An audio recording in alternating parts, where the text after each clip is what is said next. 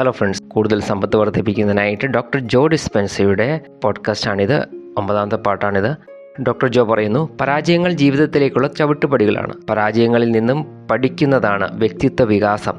ആ പരാജയങ്ങളില്ലാതിരുന്നെങ്കിൽ നിങ്ങൾ എന്ത് ചെയ്താലാണ് ആ വിജയം നേടാൻ സാധിക്കുക എന്നറിയുമായിരുന്നില്ല. കാരണം നിങ്ങൾ ഒരു കാര്യത്തിൽ സക്സസ്ഫുൾ ആവുന്നത് നിങ്ങളുടെ വിജയത്തിൻ്റെ മാത്രം അടിസ്ഥാനത്തിലല്ല. പരാജയങ്ങളും തോൽവികളും തെറ്റുകളും സമയവും വ്യത്യസ്ത സ്ട്രാറ്റജികളും എല്ലാം അടങ്ങിയ ഒരു പാക്കേജാണ്. അതുകൊണ്ട് തന്നെ സക്സസിനെ ഒരു പാക്കേജായിട്ട് കണക്കാക്കണം.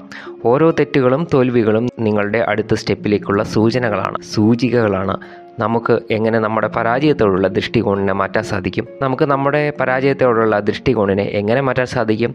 ആദ്യം അവനവൻ്റെ മസ്തിഷ്കത്തിൽ പരാജയത്തിൻ്റെ ഡെഫിനേഷനിൽ മാറ്റം കൊണ്ടുവരിക എന്നതാണ്. പരാജയം ഒരിക്കലും അവസാനമല്ല. പരാജയങ്ങളെ മൂല്യമുള്ള അനുഭവങ്ങളായി കാണാൻ ശ്രമിക്കുക. ഏറ്റവും നല്ല ഒരു ഉദാഹരണമാണ് തോമസ് ആൽവ എഡിസൺ. അദ്ദേഹം ഇലക്ട്രിക് ബൾബ് കണ്ടുപിടിക്കുന്നതിന് മുൻപ് 1000ഓളം പ്രാവശ്യം പരിശ്രമിക്കുകയും പരാജയപ്പെടുകയും ചെയ്തു. ഈ പരാജയങ്ങളെപ്പറ്റി എഡിസണോട് ചോദിച്ചപ്പോൾ അദ്ദേഹം പറഞ്ഞത്, ഞാൻ പരാജയപ്പെട്ടില്ല, ഞാൻ 1000 രീതിയിൽ ഇത് പ്രവർത്തിക്കില്ല എന്ന് മനസ്സിലാക്കി. ആ ഒരു മാനസികാവസ്ഥയാണ് അദ്ദേഹത്തെ വിജയത്തിലേക്ക് നയിച്ചത്. ഓരോ തോൽവികളും പരാജയങ്ങളും അദ്ദേഹത്തെ വിജയത്തോട് അടുപ്പിച്ചു കൊണ്ടിരുന്നു. നിങ്ങൾ വിജയം നേടാൻ ആഗ്രഹിക്കുന്ന ഒരു കാര്യത്തിൽ ഈ മാനസികാവസ്ഥ ഉപയോഗിക്കൂ. അപ്പോൾ എന്ത് സംഭവിക്കും? നിങ്ങൾ പരാജയത്തെ ഭയപ്പെടുന്നതിന് പകരം ഹോൾഡ് ചെയ്യുന്നതിന് പകരം പാഠങ്ങൾ പഠിക്കുന്നതിനായിട്ടും അവസരങ്ങൾ കണ്ടെത്തുന്നതിനായിട്ടും നിങ്ങൾ ഉപയോഗിക്കും. അപ്പോൾ നിങ്ങളുടെ വിജയം തികച്ചും നിശ്ചിതമായും സംഭവിക്കും. പരാജയത്തോടുള്ള ഭയം സാമ്പത്തികമായ അവസ്ഥയെ ഉയർത്തുന്നതിന് തടസ്സമായി വർത്തിക്കുന്നു. നിങ്ങൾ ഭയത്തെ ഹോൾഡ് ചെയ്യുന്നതിനാൽ ആലസ്യവും നിങ്ങളുടെ സ്വഭാവമായി മാറുന്നു. പുതുതായി ഒരു കാര്യവും ചെയ്യുന്നില്ല, പുതിയ കാര്യങ്ങൾ പഠിക്കുന്നില്ല എങ്കിൽ ജീവിതത്തിൽ ഉയർച്ച ഉണ്ടാവുന്നതെങ്ങനെ? അതിൽ നിന്ന് നമുക്ക് വളരെയധികം പഠിക്കാനുണ്ട്. അതായത് പരാജയങ്ങൾ വിജയത്തിലേക്കുള്ള സ്റ്റെപ്പുകൾ തന്നെയാണ്. നിങ്ങളുടെ ദൃഷ്ടികോൺ മാറുമ്പോൾ നിങ്ങൾ കൂടുതൽ സാഹസികനാകുന്നു, നിങ്ങൾ കൂടുതൽ പ്രൊഡക്ടിവിറ്റി ഉള്ളവനാകുന്നു, കൂടുതൽ ശുഭാപ്തി വിശ്വാസത്തോടെ പ്രൊഡക്റ്റീവായി പ്രവർത്തിക്കുന്നു, പരാജയങ്ങളിൽ നിന്ന് പഠിക്കുന്നു, പുതിയ സ്ട്രാറ്റജികൾ ഉപയോഗിക്കുന്നു.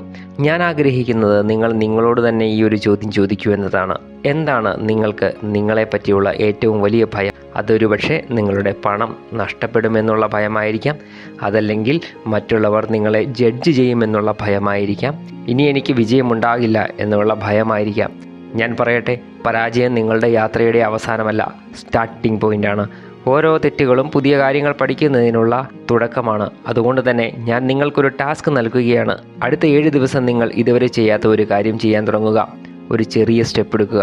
ഒരുപക്ഷെ അത് നിങ്ങളെ പരാജയത്തിലേക്ക്, അൺസർട്ടൻ ആയിട്ടുള്ള ഒരു സിറ്റുവേഷനിലേക്ക് കൊണ്ടുപോയേക്കാം. പക്ഷേ നിങ്ങൾ പുതുതായിട്ട് ഒരു കാര്യം ചെയ്യാൻ തുടങ്ങുക. അതെന്തുമായിക്കൊള്ളട്ടെ. ഫ്രണ്ട്സ്, ഈ വീഡിയോയുടെ അടുത്ത ഭാഗം കാണുന്നതായിട്ട് ചാനൽ സബ്സ്ക്രൈബ് ചെയ്യുക. Thank you for watching.